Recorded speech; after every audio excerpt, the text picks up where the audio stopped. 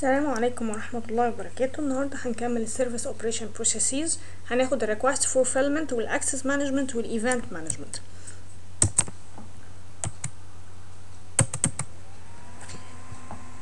تعالوا نبص على السيرفيس اوبريشن. احنا خدنا الانستنت وعرفنا ايه المشكله واهم الاوبجكتيف بتاعتنا ان نحل المشكله في اسرع وقت ممكن.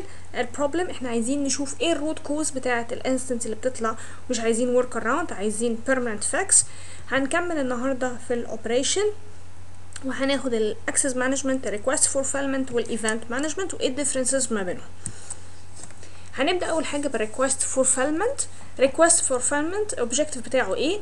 is a process of dealing with service request. انا عايزه طلب لسيرفيس، فانا المفروض ان انا هفولفيل الريكوست ده. Objective are to provide a channel for a user to request and receive standard predefined and approved service. انا عندي مجموعه من السيرفيس دي بري ابروفد ان هي تروح لكاستمرز معينين. الكاستمر ده بيريكوست السيرفيس دي، كل اللي انا بعمله ان انا بتتبع الستاندردز اللي انا عاملاها عشان اديليفر السيرفيس دي. To provide information to user relating to the availability of the standard service. ممكن يتصل يقول ايه السيرفيس دي الستاندرد، ايه الافابيليتي بتاعتها، ايه الاوبشنز اللي فيها، كل الكلام دوت، فبديله معلومات. To source component required to deliver standard service. ده المصدر الرئيسي ان انا اديليفر سيرفيس للكاستمرز. عايز خدمه وانا بقدمها له. To assist with the general information query and complaints. بديله معلومات عن الكومبلينز، عن الانفورميشن عن السيرفيس اللي عندي. يعني هو ممكن حد يتصل بالكاستمر عندي او بالسيرفيس ديسك يسال السيرفيس دي من امتى لامتى بتبقى شغاله. عايز ميل اكاونت، ده ريكوست فور سيرفيس. انا بقول ان انا اي حد موظف جديد جاي ممكن اعمل له ميل اكاونت، فهو بيطلب ان هو يبقى عنده ميل اكاونت. كل الكلام ده نوع من السيرفيس. عايز يبقى ليه بيرميشن على موديول معين، ده request fulfillment. طيب request fulfillment basics concept. Service request a generic term for many types of demand or request made by user. حاجة general عبارة عن طلبات أو request بتطلب أو بتتأردر من اليوزرز. doesn't include instant which are dealt with by instant management. ملهاش علاقة بمشكلة، أنا هنا بطلب سيرفيس مش بريبورت إن في مشكلة في سيرفيس. doesn't include a change with are dealt with the change management.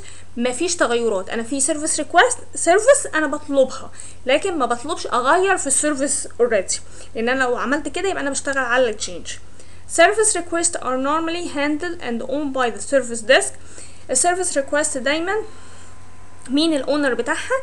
السيرفيس ديسك. ريكوست موديل a predefined procedure for dealing with a frequent service request. انا عندي procedures predefined عشان متحقق، يعني عارفاها من قبل كده عشان اشوف الفريكوينت السيرفيس ريكوست اللي على طول بتجيلي. زي ما قلنا مثلا كاريت ميل اكاونت سيرفيس ريكوست. typically include some form of pre-approved by change management. في حاجات بتبقى pre-approved by the change manager وبتبقى including للسيرفيس ريكوست، فبالتالي برضو بيبقى عندي ده نوع من انواع السيرفيس. request fulfillment roles. service desk مين بقى الادوار او دور request fulfillment؟ السيرفيس ديسك will carry out initial handling of service request. ده الاساسي او ده اول first line عندي اللي هو بيبدا يهندل السيرفيس ريكوست. other operation team or external supplier may execute the request fulfillment. ساعات الريكوست fulfillment ما بيبقاش applicable عندي، ممكن اسكليت الكلام دوت لتير تاني او لاكسترنال سبلاير. in exceptional circumstances service request may be fulfilled by a dedicated team. ساعات request fulfillment بيبقى ليهم تيم لوحدهم وهو ده اللي المفروض يعمل fulfillment للريكوست، بس most probably a service request handled by a service desk. احنا كده خلصنا الانستنت بروبلم وخلصنا request fulfillment. هناخد الاكسس مانجمنت goal and objective. Access management is a process of granting authorized user to the right to use a service while preventing access to unauthorized users. انا هنا باكسس موديول معين، عايز حته من السيرفيس اديها لناس وناس لا. اكسس عندي شيرد فولدر مش كل الناس هيشتغلوا عليه، عندي موديول مش كل الناس هتشتغل عليه، الاوثورايزد بيرسون بس الناس المخول ليها ان هي تشتغل هي دي اللي هديها اكسس، اما الباقي ملهمش اكسس. To execute the policy and the action defined in information security and availability management service design. انا عندي policy، البوليسي دي انا هنا بطبقها في الاكسس مانجمنت، يعني المانجرز بس هم اللي يشوفوا الريبورت ده، فالمانجرز بس، اي حد هيريكوست السيرفيس دي او الموديول ده مالوش اكسس. لازم وانا بطبق الاكسس مانجمنت لازم يبقى معايا البوليسي بتاعتي وكومبلاين السيرفيس الاكسس ريكوست اللي عندي مع البوليسي اللي محطوط عندي في الشركه. Basics concepts. Access management a process which can be initiated by service request. هي في البداية ان هي بتكون service request، وفي الاخر ان هي بتشوف ان انا عايزة request ان انا اخد permission او access module معين، فبالتالي هي service request وبعد كده بتحول ل access request. Can be carried out with a technical and application management function. اللي بينفذها التكنيكال والابليكيشنز، لاني اغلبها ان انا بدي permissions على modules معين او على service معين. require a coordinate role normal with IT operation management. لازم في coordinations عشان ال IT operation يبقى عارف مين اللي ليه access على مين، وزي ما قلنا اني لازم برجع تاني للبوليسي بتاعتي. access the level and extent of the functionality of a service to which a user is entitled.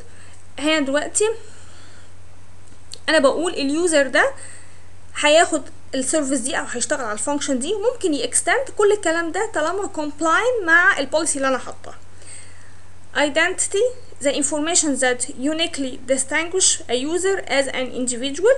ان هي بتحدد كل واحد فينا identity، يعني كل واحد ليه يوزر نيم وباسورد، كل واحد ليه كيان خاص عشان يعرف هو مين اللي ليه اكسس على مين. لازم افرق ما بين كل يوزر والتاني، ومين هيشتغل ايه ومين هياخد بيرميشن على ايه ومين ما ياخدش بيرميشن.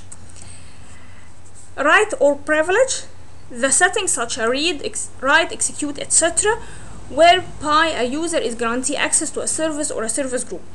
هنا بدي permissions، بدي ده ياخد read، ده ياخد write، ده execute. الكلام ده بيجارانتي اليوزر او مجموعه من اليوزرز عشان يأكسسوا سيرفيس او مجموعه من السيرفيس. Service group a set of service used by a user or group of a user to which common access can be guaranteed to improve efficiency.